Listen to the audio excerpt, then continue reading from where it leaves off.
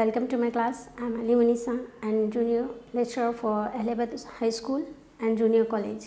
Here I am available through WhatsApp and I am looking forward for the online classes meeting. Okay. Today's topic is from Civics of second year, that is first chapter, Indian Constitution and Historical Context. The next cause for the Indian national movement is that the racial discrimination here. The racial means the relating to race like minority and the difference between the people in the society. So, the racial discrimination is the another cause for the National India movement. We will see how it works. The British government exhibited the discrimination against the Indians in matter of judicial process, entry into the civil services and providing the rights to people.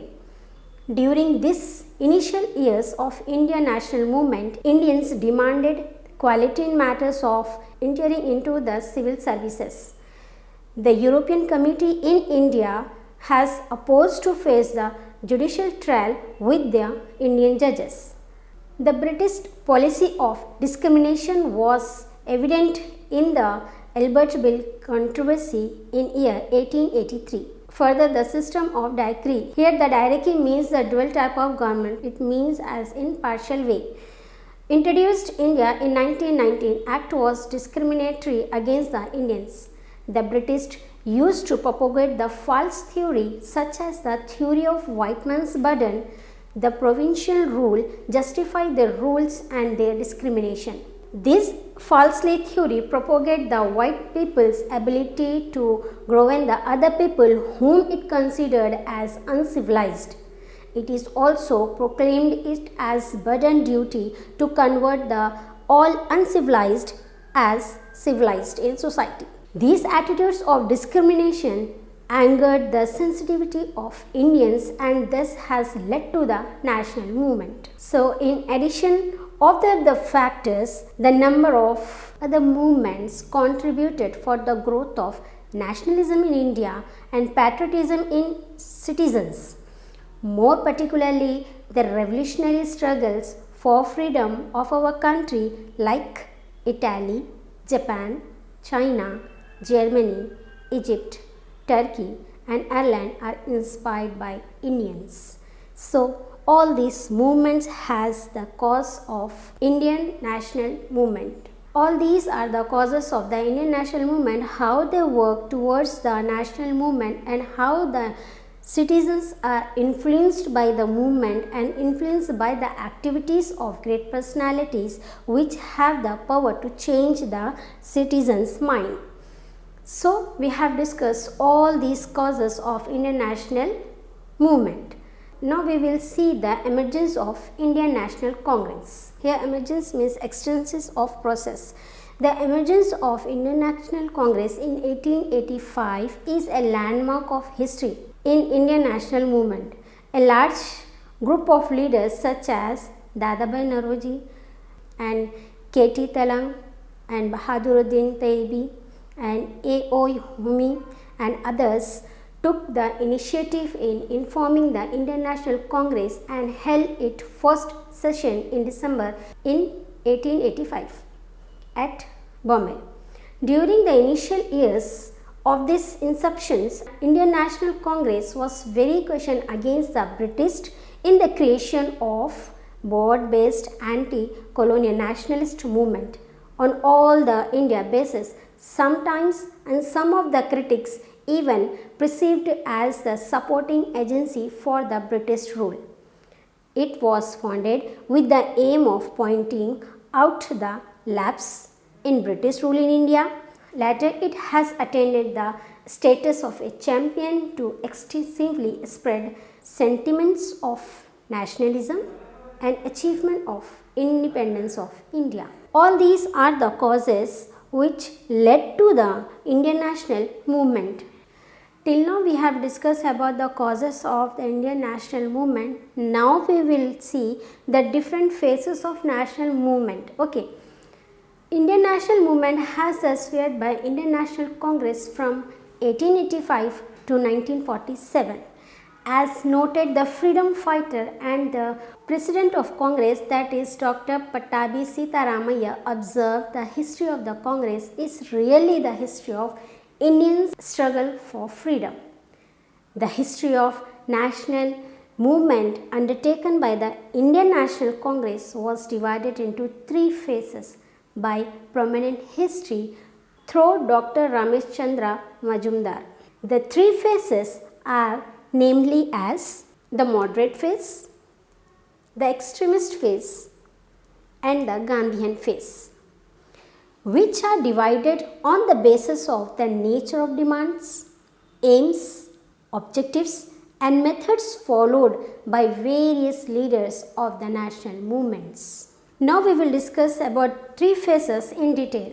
First, we will go with the moderate phase, that is started in 1885 to 1905. The moderate phase of Indian national movement is also described as an era of reforms and liberalism. Prominent leaders in this phase are Dadabhai Naoroji, Gopala Krishna Gokhale, Surendranath Banerjee, Umesh Chandra Banerjee and others. These leaders expressed complete faith in liberal policies of the Britishers and extended cooperations. These leaders understood the British as the voices of democracy and liberalism. The national movement in these phases was largely confined to English educated middle classes. The leader of the movement demanded the British certain cessions and reforms. These include reforms in the Legislative Council to provide more representation to Indians and entry of Indians in administrative services and reduction of military expenditure and repeal of Arms Act, suppression of judiciary from executive, etc. In the economic sphere, they demanded reduction of land revenue, rapid development of modern industries and stopping of economic drain of India by Britishers. And they also demanded that the development of banking, irrigation, education, medical and health facilities for Indians. See how the phase is evolving and how they are changing the British rule and how they are making the British rulers to do this for our society, for citizens. The moderate leaders adopt the peaceful and constitutional methods in articulating their demands. This includes prayers, petitions, protest and mediation. The British government considered that some of the demands of the moderate and enact that Indian Councils Act in 1892. Okay. And the Government of India Act in 1909 to facilitate more representation of Indians and to Indians also. Then some leaders of Indian National Congress have opposed the attitude to the moderate leaders. That moderate leaders were criticized for their stubbornness and loyalties to the British for the pity of political concessions. They were also criticized for supporting the British and adopting the British conventions and political practices and as well as the political policies. So that in spite of their political menace and the moderators made powerful critique to the British economy and other policies and educated the mass on various issues. So you get that moderate phase,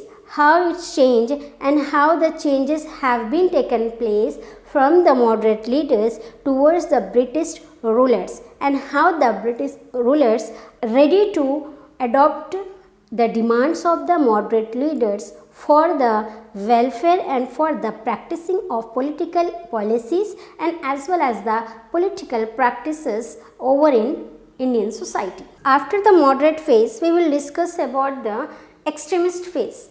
which started in the year 1905 to 1920.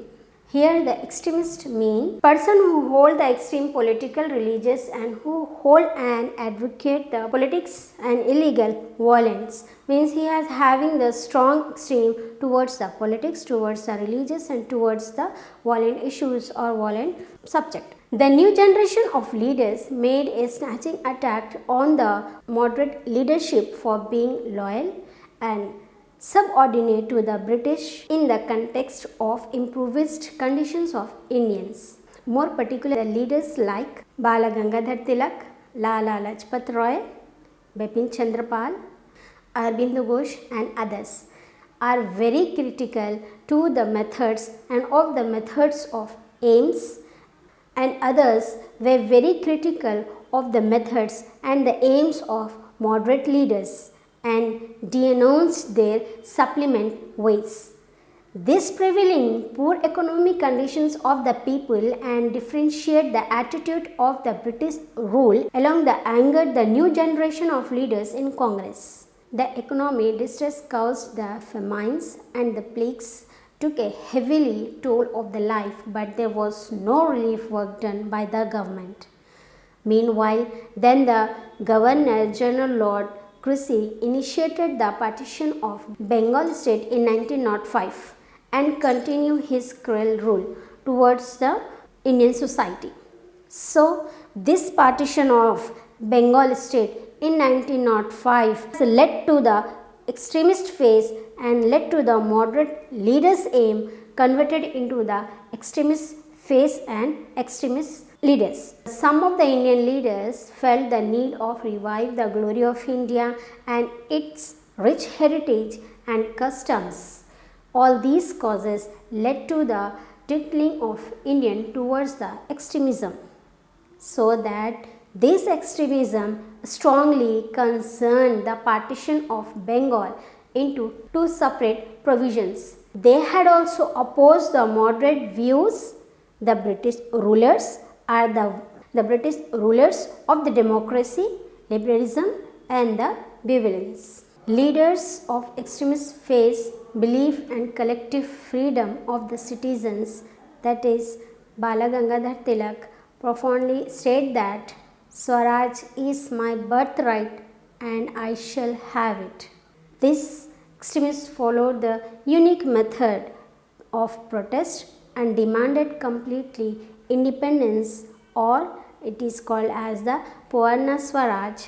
These methods are boycott of British goods and instance of utilizing the domestic goods or Swadesi, boycott of honorary titles and government offices, practicing passive resistance, organizing festivals for mobilizing people to disseminate the idea of self-rule, vigorous political action and continues the struggle with Bandh and Hartal. Encouraging education. This is for the freedom of nation, but I am giving the example that when we want the separate Telangana from Andhra Pradesh, what has activities done by the Telangana people? Telangana Bandh, and they are protesting against, and KC are the great person who has having the fast for 15 days for this purpose, that he want to separate the Telangana from Andhra Pradesh. So what the activities he has done, as the same activities has done previously in our history through the political leaders, through the freedom fighters. Okay, that only the process and that only the activities which have done in history, that activities are very useful for present also. After that, the extremist leaders organized Vande Mataram movement and Home Rule movement during this period. They have demanded the unification of Bengal and the membership for Indians in Legislative Council. The main aim was to realize the Purna Swaraj and to complete independence. Here, the extremist leaders' aim and motive is that to achieve the freedom and to unite the Bengal, which has done the two partitions or two provisions. Here they are going against to the British rule for the unification of Bengal state and for the partnership and the participation of Indians in legislative council, means in political affairs. Okay. So that this mean and this aim is that they are showing that we have to realize and we have to show them that Swaraj is my birthright and I shall have it. The movements which has done by the extremist leaders that where we have discussed, that Swadesi movement and the Home Rule movement. Now we will discuss about the Swadesi movement. Swadesi movement was the first ever non-violent movement organized against the British rule in India, which was held in between 1905 to 1908. As a protest, Lord Curzon's decisions to partition the Bengal state into two provisions, this movement is also known as Swadesi movement due to the call given by the leaders to the people to boycott foreign goods and use only domestically products. The movement is also known as Vande Mataram movement due to the popularization of the song, as the main demand of the movement was cancellation of Bengal partition. It was also known as Bengal Unification movement. C. The Swadesi movement is also known as Vande Mataram movement and is also known as Bengal Unification movement, and it is named as Swadesi movement. Why? Because Bengal Unification of movement, why? Because they have divided the Bengal into two provisions. This is not fair for the Indian citizens, so that they want the unification of Bengal. That's why this movement is also known as the Bengal Unification movement. And why it is known as the Vande Mataram movement means at that time the song has very popularized and its lyrics as Vande Mataram movement, it held in the Swadesi movement period. That's why the Swadesi movement is also known as the Vande Mataram movement.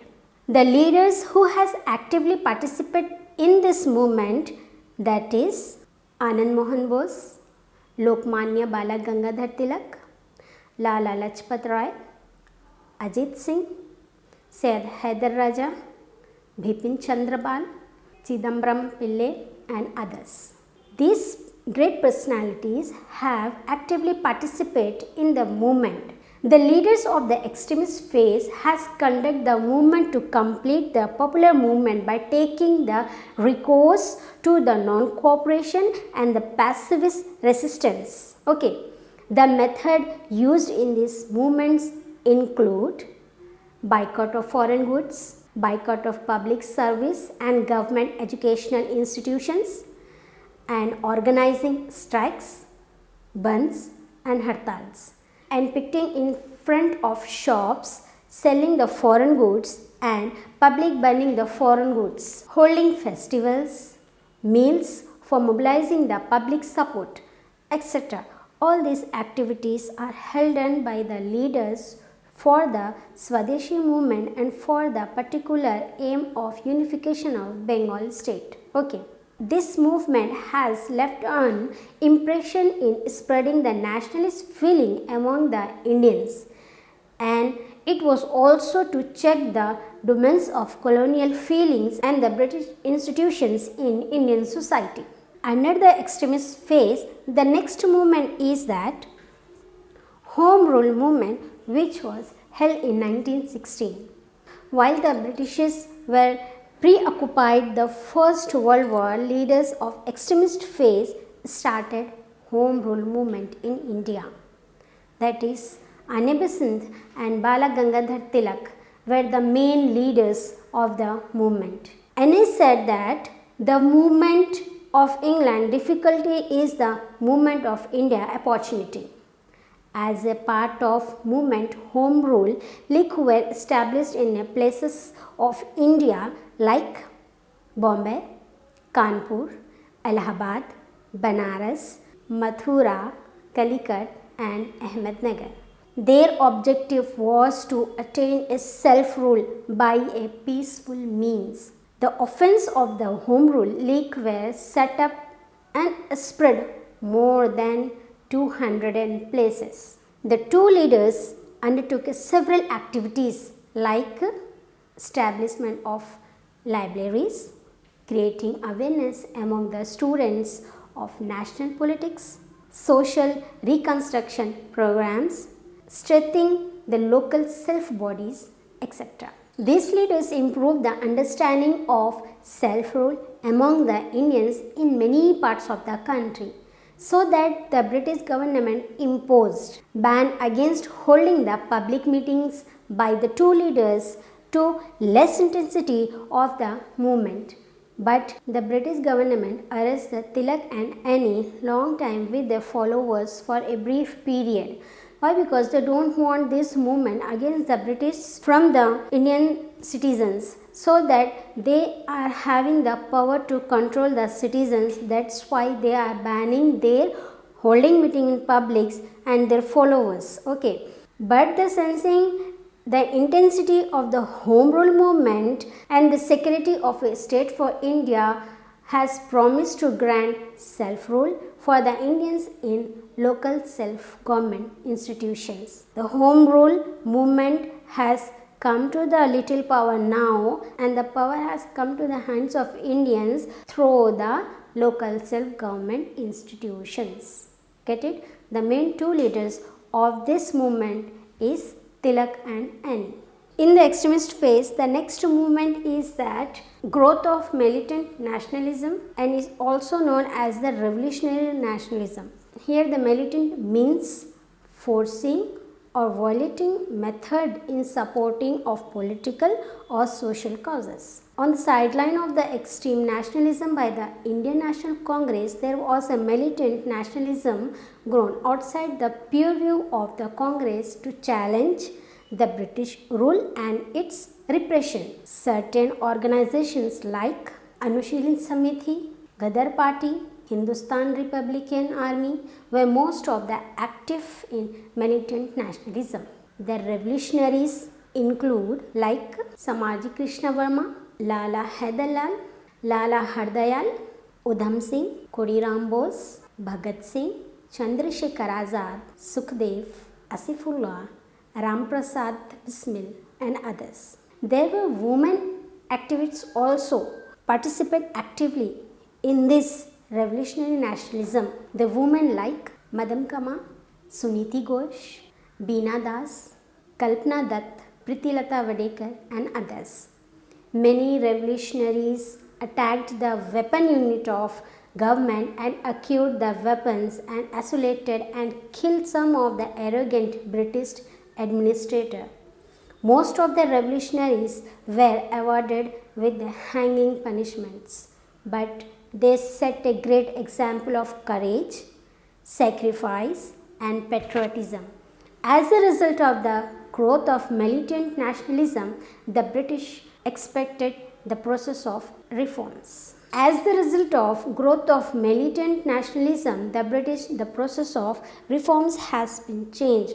Now here we have seen that how these great personalities, both men and women, has done actively participate in this movement and attack the British administrative, but in return they have punished as hanging. So that in extremist phase there are three movements, which is Swadesi Movement, Home Rule Movement and the Revolutionary Nationalism. These are the movements of extremist phase. The next phase is Gandhian phase, which we will discuss in our next class.